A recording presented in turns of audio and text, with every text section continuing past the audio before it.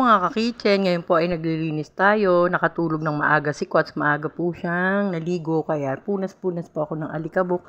Sobrang alikabok ngayon dito sa amin kasi nga sobrang hangin. May nagko-construction sa harap, kaya po maalikabok.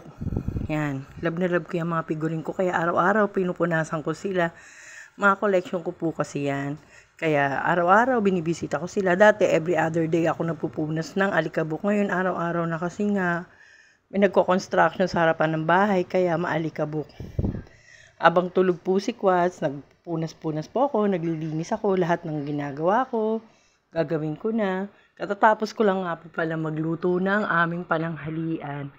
Kaya nagpupunas-punas naman ako, naglilinis yan, araw-araw kasi nga kulay itim yung rep ko, tapos yung estante ko, yung lamesa ko, kaya kitang-kita pag hindi ka nagpunas ng alikabok, kitang-kita ang alikabok. Tsaka araw-araw talaga dapat magpunas ng alikabok kasi nga si Quats gumagapang na. Pag napahawak si Quats dun, makakain niya yung alikabok. Kaya yan po, punas-punas.